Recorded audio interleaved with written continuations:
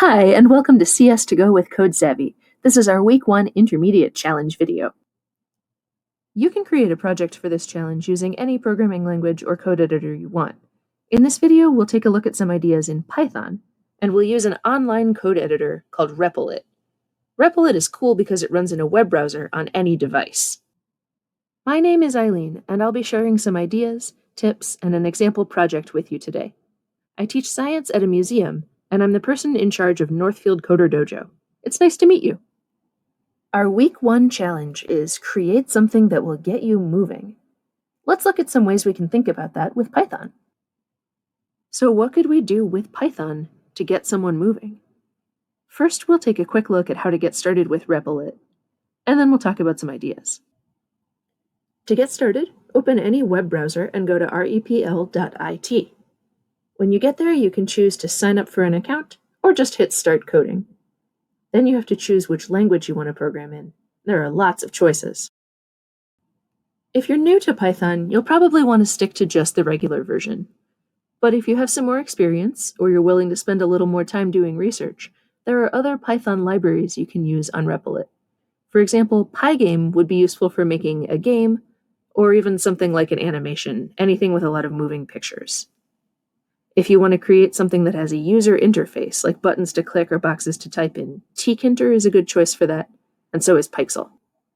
One important thing to be aware of is that there's no way, or at least there wasn't when we recorded this video, to play sound through Replit.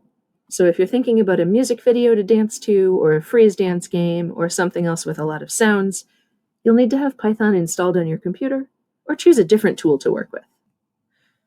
So choose your language. I'm going to use regular Python. Hit Create REPL, and you're ready to rock.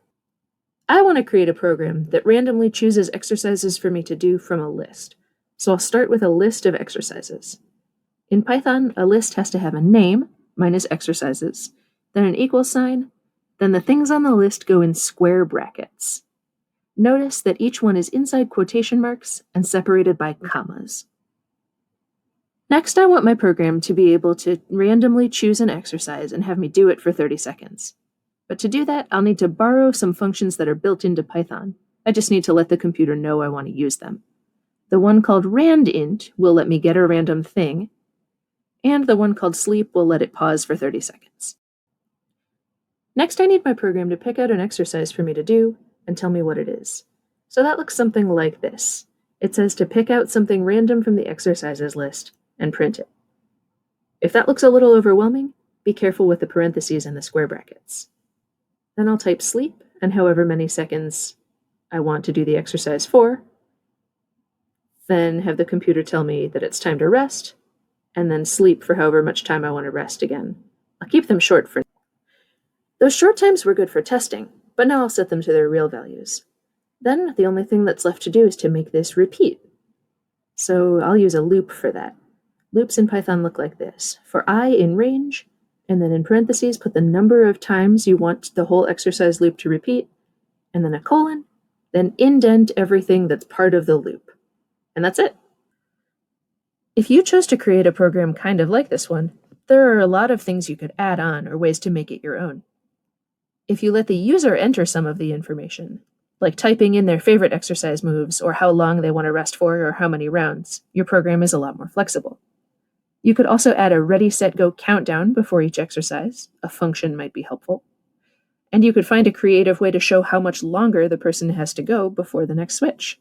What can you think of? And now it's your turn. What will you create? Something that will get you moving. We can't wait to see what you create. For now, try sharing your project with someone else in your household. Our sharing options will hopefully go live soon. Happy coding! And tune back in next week for a new challenge. Thanks for joining us today.